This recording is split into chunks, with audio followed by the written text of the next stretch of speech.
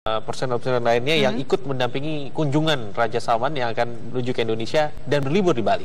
Ya, dan menakjubkannya Juan, selain jumlah bawaan yang cukup besar, ini jumlah pesawatnya juga banyak, Juan. Dan berikut informasinya. Kedatangan Raja Arab Saudi Salman bin Abdul Aziz Al Saud menarik perhatian karena banyaknya rombongan dan sejumlah persiapan lawatan yang berbeda dari kedatangan pimpinan negara-negara lain pada umumnya. Dengan jumlah rombongan mencapai 1.500 orang, barang bawaan Raja Salman dan rombongan bahkan mencapai 20 pesawat atau 20 penerbangan, termasuk mobil Mercy khusus untuk membawa Raja Saudi tersebut.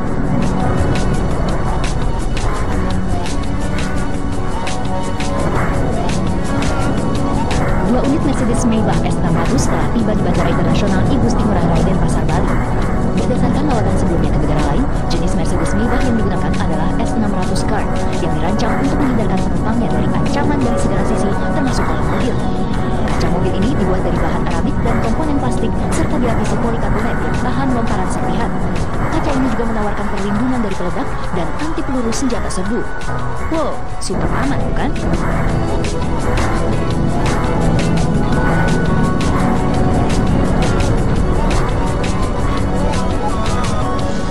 Jangankan fasilitas kendaraan, tangga pesawat pun khusus didatangkan dari Arab Saudi. Tangga tersebut berwarna putih dan berhiaskan kaligrafi emas di bagian atasnya. Tangga motorik tersebut memiliki fungsi yang sama dengan eskalator, sehingga sang raja tak perlu banyak-banyak melangkahkan kaki saat turun dari pesawat. Apalagi usia Raja Salman telah menginjak 81 tahun.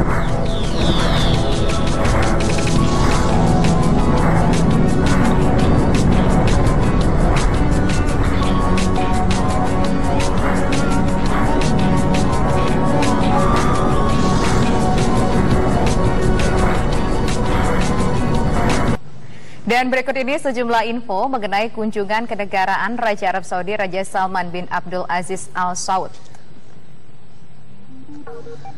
Ya, ini 1 hingga 9 Maret ya, rombongan terdiri dari 1.500 ternyata ya. Nah, ini Raja, kemudian ada 25 pangeran, 10 menteri dan pengusaha. Ya, apakah pengusaha ini berarti sekitar hampir ribuan ya? Ribuan, betul sekali. Menggunakan 7 pesawat. Nah, ini jumbo jet lah gitu, artinya bukan pesawatnya Boeing. Karena memang menyesuaikan ya dengan jumlah pasukan ataupun juga dengan jumlah yang nanti akan ikut Raja Salman berkunjung ke Indonesia. Nah, agendanya ini memang ada sekitar beberapa hari, sekitar 9 hari Raja Salman ini berada di Indonesia. Namun agenda kenegaraan ini berlangsung pada tanggal 1 sampai dengan 3 Maret 2017 untuk bertemu dengan DPR dan MPR di Indonesia. Ya, ini beberapa agenda nanti sebelum ke Bali akan menggelar, berarti ini semuanya berbenah ya, mulai dari mungkin istana, DPR, kemudian ini Masjid Istiqlal juga akan dikunjungi oleh Raja Salman. Jadi mungkin saya tidak bisa membayangkan 1.500 orang itu delegasi sebelum mereka berlibur ke Bali pada tanggal 4-9 Maret ini. Bagaimana iring-iringannya? Bagaimana pengamanannya? Kabarnya Juan, kalau tadi saya sempat berbincang dengan beberapa orang di luar kepada awak media mengatakan bahwa sempat sudah dilakukan gladi resmi sebelumnya ini di Bogor, di Istana Bogor, karena rencananya Raja Salman ini akan menginap di sana, Juan. Oke, ini yang menarik nih, topik pembicaraan dan kerjasama. Kuota jemaah haji dibahas, peningkatan wisatawan Timur Tengah, perlindungan WNI di Arab Saudi, investasi tambang minyak pariwisata dan penanggulangan terorisme. Nanti ya oke lah, setelah itu baru liburan ke Bali. Tapi sebelumnya bahas dulu ya sejumlah agenda kenegaraan. Agenda kenegaraan yang sudah disiapkan. Tapi kalau kita lihat di sana memang ada beberapa porsi yang dibicarakan itu lebih banyak mungkin masalah ekonomi. Makanya tadi ada lebih dari 1.000 pengusaha ini ikut serta dalam rombongan Raja Salman ya. Mungkin mau investasi atau ya, itu yang kita harapkan karena dikabarkan ini bisa menarik investasi di Indonesia sekitar 25 miliar, Juan. Ya, oke, baik. Ya, kita langsung saja berbincang dengan Mas Yon Mahmudi, pengamat Timur Tengah. Mas Yon Mahmudi, apakah memang sudah menjadi kebiasaan dari Raja Salman ini ketika berkunjung ke suatu negara memang membawa rombongan sebesar itu, Mas Mahmudi? Ya, ini kebiasaan ini mungkin asing ya bagi kita atau kemudian dunia barat ya, yang dalam kunjungannya dalam jumlah yang sangat besar begitu. Tetapi kalau bagi kerajaan itu adalah hal yang biasa karena raja itu kan satu keluarga, satu dinasti ya. Menterinya juga banyak yang dari kalangan istana, keluarga, dan pengusaha-pengusaha juga keluarga begitu ya. Jadi memang satu dinasti kekuasaan politik dan juga ekonomi. Oleh karena itu kalau kita melihat kunjungannya di Indonesia dan apalagi katanya mereka menyebut bahwa Indonesia ini sudah seperti rumah sendiri begitu ya. Dan ada juga beberapa menteri dari kerajaan Saudi yang punya hubungan khusus dengan Indonesia, termasuk ada yang konon kabarnya keturunan Indonesia ya. Sehingga ini mungkin juga sebagai momen ya, juga untuk kembali ke Indonesia, sebagaimana dulu Obama mengatakan ketika ke Indonesia. Kembali ke Indonesia. Nah, ini juga mereka punya hubungan khusus saya kira. Mas Iwan, begini, pertanyaan saya begini, ini kan sudah sekarang di Malaysia, sebelumnya di Turki. Apakah kunjungan ke negaraan Raja Salman itu selalu diikuti dengan ribuan orang di belakangnya yang mengikuti perjalanan ini? Dan apakah sebenarnya makna atau simbolisasi dari sebuah kunjungan yang megah ini kita bisa katakan, apakah memang menyangkut prestis, apa memang seluruh itu diperlukan, seluruh orang itu 1.500 semua itu memang berkepentingan satu sama lain?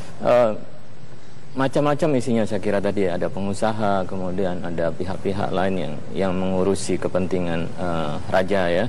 Tetapi dari kunjungan yang dari Malaysia, saya lihat tidak semuanya kemudian datang ke Indonesia. Ada juga yang sudah selesai duluan ya, kembali, ada yang kemudian sampai di Bali untuk tujuan wisata. Jadi misinya itu memang ya di samping kemudian misi kenegaraan, kemudian sisanya yang ya cukup panjang itu adalah untuk liburan. Nah, liburan itu digunakan dalam hal misi promosi wisata ya, Indonesia juga untuk mendongkrak wisata yang ada di Indonesia. Jadi jumlahnya memang relatif sangat besar. Relatif sangat besar itu apakah kita bandingkan sebelumnya kan sudah ada kunjungan sebelumnya ke Turki juga ke Malaysia. Dari jumlah-jumlah kunjungan itu tadi kan Mas Iwan mengatakan ada yang sampai Malaysia tapi akhirnya mereka ya sudah pergi lagi ke Arab Saudi. Artinya jumlah 1.500 yang datang dari Arab ke Indonesia ini, Mas Iwan, apa jumlahnya sudah berkurang dibandingkan dengan perjalanan secara estafet sebelumnya dari Raja Arab? Tidak tahu pasti ya jumlah yang akan sampai di Indonesia, tapi memang estimasinya ya sekitar 1.500 lah persiapan untuk itu. Tentu ini jumlah yang paling besar ya dalam sejarah mungkin di Indonesia. Apakah ini sebagai kompensasi terhadap hubungan Indonesia Saudi ya yang dulu selama tadi katakan 46 tahun ya hubungannya biasa-biasa saja, dan Indonesia bukan dianggap sebagai mitra strategis, dan baru sekarang ini mulai muncul ya kesadaran yang ada di Saudi ya untuk melihat Asia, dan di Asia itu ya di samping ada Cina, India, Jepang, Korea, kemudian ada Indonesia. Nah, disinilah kemudian nilai strategis Indonesia bagi Saudi, dan sebagai untuk menunjukkan ya hubungannya yang erat, kemudian jumlah delegasi ini menjadi besar. Tapi tentu juga ada beberapa pembagian tugas masing-masing ya berkaitan dengan itu. Ada investasi, ada yang memang keluarga istana saja ya, dan lain sebagainya. Oke, baik. Sudah 46 tahun begitu ya sejak kunjungan terakhir dari Kerajaan Arab Saudi ke sini. Kemudian kalau kita melihat kondisi geopolitiknya begitu, apa sih simbol yang ingin ditunjukkan gitu dengan adanya pertemuan kembali dua negara yang katanya bersahabat ini antara Arab Saudi dan Indonesia di tengah iklim ekonomi global seperti misalnya Arab Saudi yang saat ini hubungannya renggang gitu dengan Amerika Serikat. Apa simbol yang ingin ditunjukkan oleh Arab Saudi dan Indonesia? Sebenarnya ada peristiwa menarik sebenarnya yang kita lihat kalau kita mau flashback tahun lalu itu ada menarik. Saya amati ada tweet dari Walid bin Talal. Walid bin Talal ini adalah salah satu cucu raja ya, pangeran, dan punya kekayaan yang luar biasa. Sekarang mungkin 41 terkaya di dunia. Dia menanggapi fenomena yang ada di Amerika ya. Dalam tweetnya dia mengatakan bahwa Trump kamu memalukan pemerintah dan rakyat Amerika. Mundur saja dari pencalonan. Itu sangat serius itu. Padahal Walid itu investasinya sangat besar yang di Amerika ya. Kalau kita lihat nilai total investasi orang Saudi seluruhnya hampir 500 miliar US dollar, itu jumlah yang sangat besar. Kemudian tweet itu dibalas oleh Trump dengan mengatakan, lihat nih Walid, ingin menguasai kita Amerika dengan uang bapaknya gitu. Jadi sudah sinis sebenarnya hubungan. Nah, kemudian sekarang baru-baru ini Trump terpilih ya menjadi presiden Amerika. Nah, Pangeran Walid kemudian menyampaikan dalam tweetnya juga bahwa oke, kita lupakan masa lalu, selamat kepada Trump yang telah menjadi presiden Amerika. Artinya dari sini sebenarnya sudah mulai ada hubungan yang tidak harmonis, tidak nyaman, dingin di situ. Kemudian ditambah lagi menjelang masa Obama itu ada legislasi ya, undang-undang yang dikeluarkan oleh Kongres ya, yang disebut dengan Justice ya, ini tentang terorisme ya, Justice Against of Sponsor Terrorist Acts. Jadi undang-undang tentang terorisme. Nah, undang-undang itu yang salah satu isinya adalah memberikan kesempatan kepada rakyat Amerika untuk membawa ke pengadilan pihak-pihak yang dianggap terlibat di dalam aksi terorisme, dan ini ditujukan kepada Arab Saudi.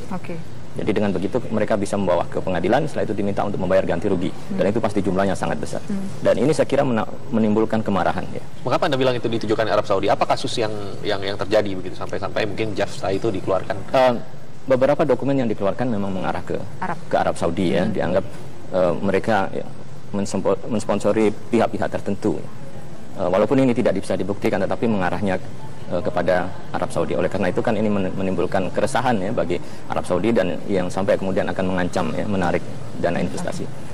Artinya bahwa hubungan di sini sudah mulai tidak membaik. Nah, ditambah lagi dengan kondisi kawasan regional yang ada di Timur Tengah ya. Amerika yang semula menjadi kawan baik ya, kemudian mulai menarik diri dari kawasan Timur Tengah. Iran mulai menguat posisinya ya. Kemudian ada perang Yaman, Suriah dibantu dengan Rusia, sehingga posisi Arab Saudi sebenarnya dalam posisi dalam hal politik ya, dalam posisi sendiri. Nah, disinilah kemudian mencari teman. Nah, Indonesia adalah sebagai negara terbesar di dunia demokrasi ya, Muslim terbesar di dunia, maka ini kemudian menjadi potensi dari aspek politik ya. Tentu kemudian dari aspek ekonominya itu juga membawa prospek yang besar ya dalam hal investasi, kemudian potensi impor minyak Indonesia ke Saudi dan lain sebagainya, karena Saudi juga akan mencari alternatif ya di samping Amerika.